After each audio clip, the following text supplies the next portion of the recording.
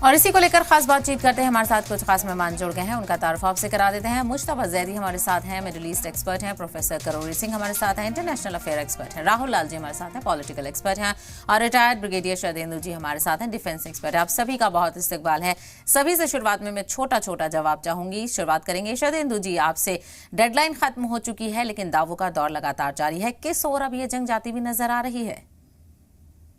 देखिए, Donald Trump लगातार Iran को वार्निंग पे वार्निंग दिए चले जा रहे हैं, एक समय दे रहे हैं जिससे कि अपने आप ही स्टेट ऑफ हॉर्मुज वो खोल दे और अब कहीं न कहीं वो पीस टॉक डायलॉग डिप्लोमेसी के लिए है और जिसके लिए उसने 4 देशों के नेशन को मुकर्रर कर रखा। और बार बार ये डोनाल्ड ट्रंप अपने स्टेटमेंट में बोलते हैं। सबसे पहले वो थ्रेट देते हैं, फिर पॉज करते हैं, फिर डायर कॉन्सिक्वेंसेज बोलते हैं, फिर उसका अल्टीमेट रिजल्ट बोलते हैं। इस तरीके के तमाम स्टेटमेंट उनके आ रहे हैं। और कल जब उन्होंने अपने नेशन को एड्रेस किया तो उन्होंने अपने स्पेशल ऑपरेशन की बड़ी भूरी भूरी प्रशंसा की, जो काबिल तारीफ था। नेचुरली उन्होंने घुस के अपने जो पायलट थे उनको रेस्क्यू किया, लेकिन इसका आपको असर देखना पड़ेगा अमेरिकन आर्मी का और अमेरिकन के हेड ऑफ स्टेट का।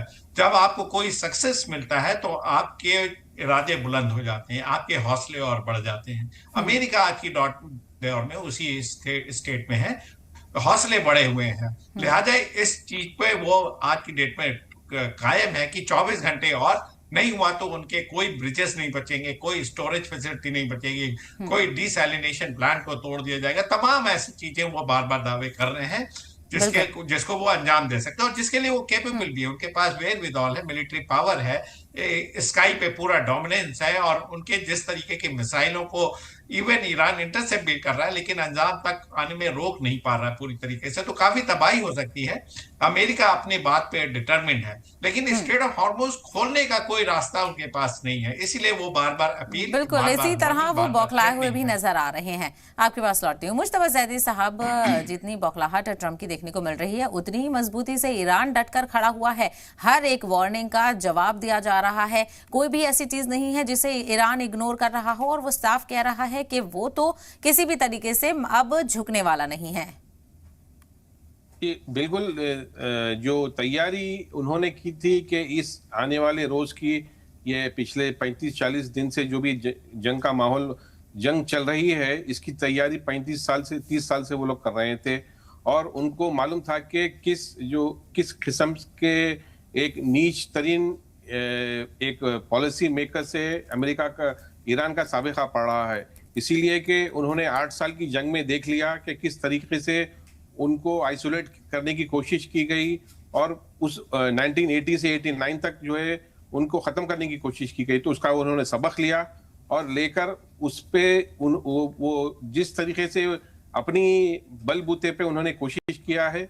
और अब जो हालत है वो ये है कि वो अमेरिका जो जो जो कर रहा है वो गलती कर रहा है, बट जो ईरान चाह रहा है वही हो रहा है। इसीलिए कि ईरान भी इस जंग को लंबी करना चाह रहा है। इसी द रीजन इसका ये है कि जितना जंग लंबी होती जाएगी, लोगों के सामने जो अमेरिका हो या इजराइल का एक ह्यूमन राइट्स वाले जो एक सॉफ्ट नजरिया था लोगों के सामने खुला नजर आ रहा है कि डोनाल्ड ट्रंप कैसे है, बीबी नेतन्याहू कैसे है और इजराइल की जो पॉलिसी है वो कैसी है। क्योंकि वो एक इजराइल को पिछले 70 साल में एज ए विक्टिम मुल्क, हिटलर की जेनोसाइड का एक विक्टिम मुल्क जैसा पेश किया गया, जबकि in the name of God वो लोग जुल्म करते हैं पूरी, खासतौर पे उस खित्ते में पूरे जितने वहां के मुमालिक है उस पर पूरा उन्होंने जुल्म किया है। और अमेरिका का जो पॉलिसी है, एक अमेरिका की सीनियर प्रोफेसर है, उन्होंने कहा कि पिछले खाली 40 साल में ऑलमोस्ट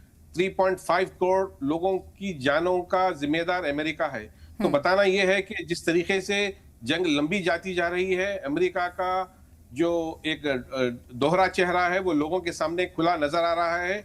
और इससे ये भी हो रहा है, ये तो एक चीज है, मगर जो लॉन्गर रन में जो एक नुकसान हो रहा है, उनका जो डॉलर डोमिनेंस है वो खत्म हो रहा है, जो मिलिट्री पावर है वो खत्म हो रहा है, और जो उस खित्ते में जो उनके जो बेसिस है वो भी आने वाले दिनों में खत्म होने के कगार पर। बिल्कुल बिल्कुल, ये धमकी और वार्निंग लगातार देखने को मिल रही है और इस इसको लेकर आगे कितना बढ़ा जाएगा, ये भी एक सवाल है। प्रोफेसर करोरी जी, आपसे भी समझना चाहेंगे, ये जो कॉन्सिक्वेंसेज अभी नजर आ रहे हैं जियोपॉलिटिकली कितने ये डिफरेंट हैं, और क्या इसको लेकर दुनिया को फिक्र करनी चाहिए और इसमें आगे आना चाहिए कि वो सालिसी कराएं, मीडिएशन कराएं? देखिए शेबा, ये जिस तरह का जंग है, इसको हम ममालिक की तरह बीच में जंग को के रूप में जंग नहीं देख सकते। ये दहशतगर्दी की स्टाइल का जंग है। स्ट्राइक और काउंटर स्ट्राइक हो रहे हैं, और उसमें जंग के ममालिक के बीच में जंग होता है, उसके कुछ उसूल होते हैं, और दोनों ही तरफ से उन उसूलों को कोई नहीं मान रहा है। और अगर हम देखें, आपने यूएन की बात की है, तो यूनाइटेड नेशंस में जो अमेरिका अपने वेस्ट एशियन कंट्रीज के लेके जो प्रस्ताव ला रहा है, उसमें एक सेंटेंस बड़ा इंटरेस्टिंग है कि ऑल पॉसिबल मीन्स हम यूज कर लेंगे। इसका अर्थ है कि अमेरिका तत्काल सेना का यूज करना चाहती है, और उसके लिए चाइना, रशिया और फ्रांस, ये तीनों निश्चित रूप से वीटो करेंगे, तो वो प्रस्ताव पास नहीं हो सकता। अब दूसरा ऑप्शन क्या है, तो ट्रंप ने ये कहा कि मैं कहर बरपा दूंगा अगर ईरान तैयार नहीं हुआ तो। लेकिन अगर अमेरिका के एक विद्वान हैं रॉबर्ट कापलान, उन्होंने 15 साल पहले किताब लिखी थी, और वो है द रिवेंज ऑफ जियोग्राफी। और वो रिवेंज ऑफ जियोग्राफी में ईरान के बारे में स्पष्ट रूप से लिखा है कि अमेरिका कभी भी अगर ईरान से जंग में उलझता है तो कभी अमेरिका सफल नहीं हो सकता, क्योंकि ईरान की ज्योग्राफी ऐसी है। तो अमेरिका किस तरीके से इस जंग में घुसना चाहता है, तो और इसीलिए अमेरिका ये चाहता है कि जो जंग के जुल्म है उनको हम क्रॉस करें, और इसीलिए अमेरिका की सेना प्रमुख ने और बहुत से जनरल्स ने मना कर दिया कि हम वार क्राइम नहीं कमिट कर सकते। हमारी जो ओथ है वो कॉन्स्टिट्यूशन के प्रति है, प्रेसिडेंट के प्रति नहीं है। हम प्रेसिडेंट का ऑर्डर मानने के लिए बाध्य नहीं हैं। तो उनको हटा दिया है ट्रंप ने। तो वार क्राइम प्रेसिडेंट ट्रंप कमिट करना चाहते हैं, लेकिन क्यों करना चाहते हैं? देखिए, ट्रंप के जितने दोस्त हैं या जो दूसरे दोस्त हैं, ट्रंप ने अभी प्रेस कॉन्फ्रेंस में भी ये कहा कि नेटो मेरा साथ नहीं दे रहा है, जापान साथ नहीं दे रहा है, साउथ कोरिया, ऑस्ट्रेलिया कोई साथ नहीं दे रहा है। जिनकी मैंने मदद की, मैंने का मतलब अमेरिका ने मदद की, लेकिन कोई साथ नहीं दे रहा है। ऐसे हालात में ट्रंप अकेला जंग में आगे बढ़ना चाहता है, क्योंकि पीछे जा नहीं सकता। पीछे जाने का मतलब है डिफीट एक्सेप्ट करना, और डिफीट वो एक्सेप्ट नहीं करना चाहता। इजराइल ये चाहता है कि अमेरिका जंग से निकले नहीं, जंग में रहे और ईरान को पूरी तरह से डिवास्टेट करे। वो पॉसिबल नहीं है ईरान को पूरी तरह से खत्म करना। जहां तक होर्मुज का सवाल है, ट्रंप ने अपने देश के नाम जो संदेश दिया वो प्रैक्टिकली देश के नाम या दुनिया के नाम नहीं था। वो अपनी जो मागा कॉन्स्टिट्यूएंसी है या जो मागा के सपोर्टर हैं उनके लिए था, क्योंकि उनमें डिवीजन हो गया था कि ईरान से लड़ा जाए या नहीं लड़ा जाए, तो उनकी यूनिटी के लिए था। और उसमें उन्होंने ये कहा कि होर्मुज खुलवाना हमारी जिम्मेदारी नहीं है, अमेरिका की जिम्मेदारी नहीं है। हम जीत रहे हैं, हमने ईरान की सेना को खत्म कर दिया, एयरफोर्स को खत्म कर बिल्कुल। दिया। और ऐसे में सवाल यही है कि आखिर ये कैसी जीत है जो कि जंग रुकी नहीं रही है। मैं आपके पास लौटती हूँ राहुल लाल जी। इस बात का अंदेशा शायद अमेरिकी सद लगा नहीं पा रहे थे। उन्होंने सोचा था कि जंग होगी, ईरान सरेंडर करेगा और वो सबको दिखाएगा कि कितना सुप्रीम अमेरिका है। लेकिन यहाँ ऐसा लग रहा है कि इजराइल के चक्कर में अमेरिकी सदर बुरी तरह से फंस गए हैं ना। ऐसा आगे कुआं और पीछे खाई वाला मामला हो गया है। बिल्कुल आप सही कह रही हैं कि ये जो पूरी लड़ाई है, अमेरिका ने कल्पना नहीं की थी कि ये लड़ाई जो है कि आज सोचिए, हम लोग जब चर्चा कर रहे हैं 28 फरवरी से लड़ाई प्रारंभ हुई है और आज 39वां दिन है लड़ाई का। स्थिति देखिए कि पूरा अमेरिकी राष्ट्रपति प्रत्येक दिन धमकी दे रहे हैं। ट्रंप धमकी देके अपनी जीत को सुनिश्चित करना चाह रहे हैं, लेकिन जो जमीनी वास्तविकता और उनकी धमकी, उस दोनों के बीच में कहीं तालमेल की कोई स्थिति नजर नहीं आ रही है। एक एयरमैन को अमेरिका ने निकाला है। आप सोच के देखिए कि पूरा पश्चिमी मीडिया, चाहे बीबीसी हो, चाहे जो है कि CNN हो, तमाम लोग उसकी विजय गाथा किस रूप में लिख रहे हैं कि कैसे बचाया गया, कितना मुश्किल था बचाना ऑपरेशन। एक पूरी की पूरी मनोहर कहानी गढ़ी जा रही है। उसमें यह नहीं बताया जा रहा कि अब कि वो अमेरिका के दर्जनों विमान कैसे खाक हो गए वहां पे। अमेरिका जब ये तर्क देता है कि हमारी टेक्नोलॉजी चोरी ना हो जाए इसलिए हमने खुद ही उसे जो है कि खाक कर दिया। ईरान का कहना है कि हमने जो है कि सैन्य हमले करके जो है कि किए हैं। तो स्पष्ट है कि एक एक बार जो एक एक दिन जैसे ये लड़ाई आगे बढ़ती चली जा रही है, ट्रंप की घबराहट बढ़ती जा रही है, वो उनकी भाषा में, उनकी अभिव्यक्ति में हर तरफ दिखाई दे रही है। वो उन्होंने हॉर्मुज को खोलने के लिए कहा कि भाई तमाम नाटो के देश उनके मदद के लिए आए, लेकिन आज हॉर्मुज और भी अभी भी बंद है, उनके चेतावनी का समय भी खत्म हो गया, अभी भी बंद पड़ा हुआ है और कोई भी नाटो सहयोगी आज अमेरिका के साथ खड़ा नहीं है इस समय। तो अब अमेरिका इस लड़ाई में जिस तरह से फंसा हुआ है, वो हमें तो लग रहा है कि लड़ाई के तीसरे चौथे दिन के बाद से ही अमेरिका ये प्रयास कर रहा है कि लड़ाई किसी न किसी तरह से खत्म हो। मैं यही कहूंगा कि जब पिछले साल लड़ाई हुई थी उस समय ईरान ने अपने आप को क्षेत्रीय शक्ति के रूप में स्थापित किया था, लेकिन इस वर्ष के लड़ाई में 39वें दिन में अब ईरान कोई क्षेत्रीय शक्ति नहीं है। ईरान को हम लोग को एक वैश्विक शक्ति के रूप में देखना पड़ेगा कि उसने जिस तरह से अमेरिका जो कि सेकेंड वर्ल्ड वॉर के बाद से दुनिया की सबसे बड़ी शक्तिशाली देशों के रूप में जिसको गिनती की जा रही थी, उसके लगातार हमले, इजराइल के लगातार हमले, हम लोग पहले पढ़ते थे कि भाई अरब इजराइल लड़ाई पढ़ते थे और उसमें जो है कि इजराइल जीता करता था, लेकिन यहाँ पे अमेरिका के तमाम सपोर्टों के बावजूद ईरान ने जिस तरह से वैश्विक मोर्चाबंदी की है, हॉर्मुज का मामला हो, जवाबी कार्रवाई देने का मामला हो, शहादत में भी मजबूती से टिके रहने का मामला हो, उसने युद्ध के तमाम जो वार को देखने के जो तरीके हैं, जो स्टाइल है, जो अप्रोचेज है, उन सब चीजों को बदल दिया है। अब हम लोग इस वार को किसी भी हालत में पश्चिम के आईने से, वेस्ट के चश्मे से नहीं देख सकते, ईस्ट के चश्मे से नहीं देख सकते। इसको बिल्कुल जो है कि न्यूट्रल होकर, तटस्थ होकर देखने पर इस लड़ाई को, इसकी स्थितियां समझ में आती है कि ये कितनी खतरनाक स्तर पर जा रही है। और आप सोच के देखिए कि पूरे दुनिया के लिए, अभी तो हम लोग कह रहे हैं तेल का संकट, डीजल का संकट, गैस की संकट, लेकिन ये त्रासदी पूरे दुनिया के लिए आर्थिक मंदी लेके आ रही है, ये पूरे दुनिया के लिए खाद्य संकट लेके आ रही है।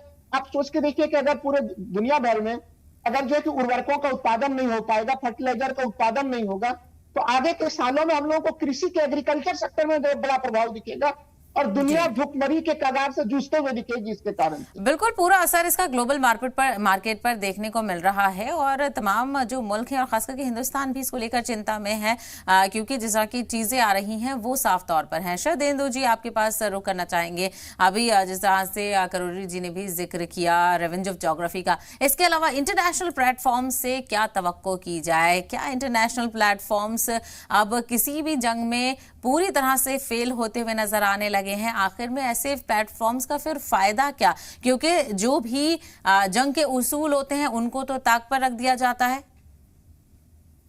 देखिए, तमाम तरीके के जो इंटरनेशनल ऑर्गेनाइजेशन है, अगर वो जब अपील करते हैं, अगर आप उनकी बात नहीं मानेंगे तो आप अपनी मर्जी चलाते रहिए, और जब उनको फाइनेंस करने वाला ही युद्ध में इस तरीके से इंटरनेशनल लॉ का वायलेशन करेगा और तमाम तरीके की चीजों को करेगा, तो उनका अस्तित्व ही खत्म हो जाता है। और जितने भी इंटरनेशनल ऑर्गेनाइजेशन है, उनका जो कॉन्फ़िगरेशन किया गया, कहीं ना कहीं डोमिनेशन अमेरिका का रहा, उनकी फंडिंग रही, उनकी स्टाफिंग रही है, तो आज की डेट में उनका अस्तित्व ही खत्म है। और अमेरिका देखिए उसी हंटर से पूरे विश्व को चला रहा है। एक तरफ मागा ग्रुप को सपोर्ट करने के लिए वो तरह तरह के हथकंडे अपनाता है, टैरिफ से शुरू, और अब देखिए ईरान वॉर हुआ, ईरान खत्म होगा तो फिर और कोई कंट्री होगा जिसमें क्यूबा शामिल हो सकता है, या इंडो पैसिफिक रीजन में तमाम मिलिट्री स्टेशन है उसके तहत वो कैसे डोमिनेशन करेगा। वो सिर्फ देखिए पावर का पुजारी है, वो पुतिन से अलग टोन में बात करता है, शी जिनपिंग से अलग तरीके से बात करता है, जबकि चाइना और यूएस के डिफरेंसेस इतने ज्यादा, लेकिन वहां आप विजिट भी करेंगे, ट्रेड भी करेंगे, रेयर अर्थ मिनरल भी लेंगे, और जो उतने समृद्धशाली शक्तिशाली देश नहीं उनके ऊपर कहर बरपाएंगे। और शुरुआत की आपने वेनेजुएला से, ग्रीनलैंड को भी कैप्चर करने की कोशिश की, लेकिन नाटो एक साथ है। तो आप अपने जहां पे आपका डिस्प्रोपोर्शनेट फोर्सेस हैं, जहां के बैलेंस ऑफ मिलिट्री पावर आपके फेवर में आता है, आप वहां स्ट्राइक कर देते हैं। आप वहां एथिकल अनएथिकल नहीं देखते, आप सही गलत नहीं समझते, और अपने हेजेमोनिस्टिक पॉलिसी को आगे बढ़ाते हैं। और आपने एक अपना स्टूज पाल रखा है इजराइल, उसके कहने पे आप कुछ भी एक्शन मिडिल ईस्ट में करने के लिए तैयार हो जाते हैं। कितना एनर्जी का आपने नुकसान किया, किस स्टेज में आपने विश्व को ले आए, आपने युद्ध शुरू किया और विश्व को आर्थिक मंदी के दौर में लाने के लिए आप पूरी तरीके से जिम्मेदार हैं। जिस तरीके से developing country, south Asian country, south east Asian countries में देखिए तबाही मची, यूरोप कितने तरीके से इन्फ्लेशन से प्रभावित है और स्टैगफ्लेशन की तरफ जा रहा है। आपने विश्व की इकोनॉमी को ध्वस्त कर दिया। शुरुआत आपने टैरिफ से की और युद्ध पे युद्ध लड़ते चले जा रहे हैं। आपकी इकोनॉमी स्ट्रांग है लेकिन इम्पैक्ट तो आपके ऊपर भी आएगा। आप आइसोलेटेड नहीं है। आप तमाम चंद बिजनेस हाउसेस के लिए आप डिफरेंट तरीके के स्टेटमेंट देते हैं, स्टॉक मार्केट में उथल पुथल मचाते हैं, एनर्जी क्राइसिस क्रिएट कर रखा और अपना मार्केटिंग कर रहे हैं, ऑयल और गैस अपने देश से बेचना चाह रहे हैं क्योंकि आपके पास बहुत बड़ा भंडार है और अब तमाम तरीके की चीजों को बिल्कुल ये जरूरी कुछ पॉइंट्स आपने उठाए हैं। और मुस्तफा ज़ैदी साहब आपके पास आना चाहेंगे क्योंकि यूएन में भी तजवीज़ को लेकर बातचीत की बातें कही जा रही हैं कि जो मैरीटाइम इंटरनेशनल मैरीटाइम रूट्स है उसमें नरमी दिखाए ईरान, ये भी कहा जा रहा है और वो रुकावट ना डाले। तो ऐसे में अब ये सवाल उठ रहा है कि क्या ईरान स्ट्रेट ऑफ हॉर्मुज को लेकर कोई नरमी दिखाएगा या फिर वो इसी तरह से बरकरार रहेगा? छोटा सा जवाब दीजिएगा।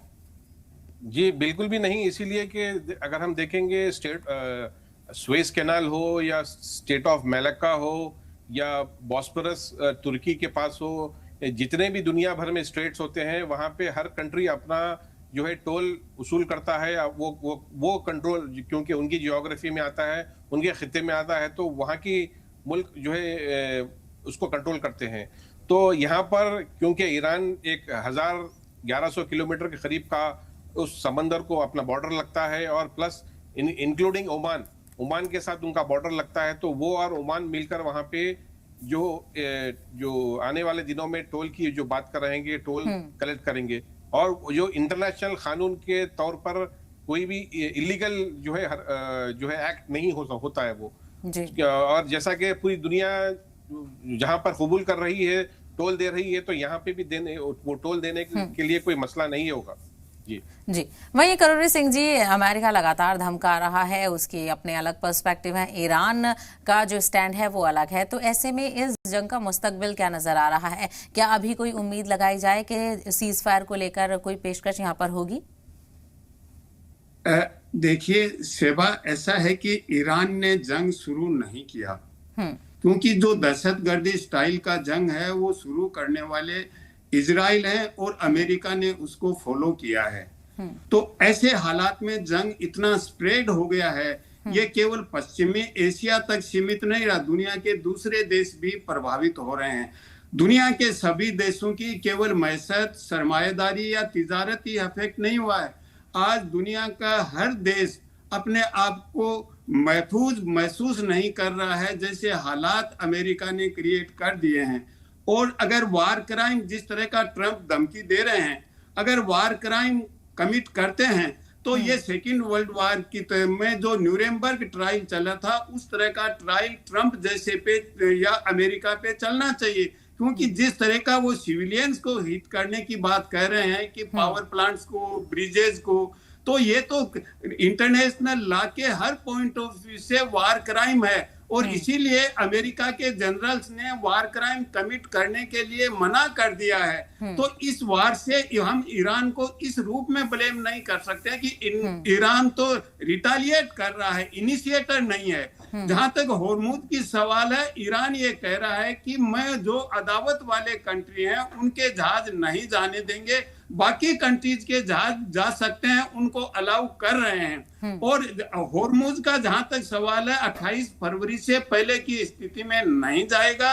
ईरान वो स्थिति एक्सेप्ट नहीं करेगा। और ईरान युद्ध विराम में इसलिए नहीं जा रहा है कि बहुत लंबे समय से, कई सालों से ईरान पे दबाव बन रहा है, सैंक्शन लगा दिए, पूरी मैशत बर्बाद हो गई ईरान की, और वहां की जनता को भड़का रहे हैं। क्योंकि ट्रंप ने तो यहाँ तक कहा अपनी प्रेस कॉन्फ्रेंस में कि जो वहां का आवाम है ईरान का, वो चाहता है कि हम वहां पे बॉम्ब डालें, ब्रिजेस को बर्बाद करें, पावर प्लांट को बर्बाद करें। मुमालिक ईरान के जो लोग हैं वो चाहते हैं, तो कहीं के भी लोग ये चाहेंगे कि हम खुद बर्बाद हो, खुद कहेंगे कि बम डालो। और इतना प्रोपेगेंडा कर रहे हैं कि 45,000 लोगों को ईरान की सरकार ने मार दिया, वहां के लोकल लोगों को।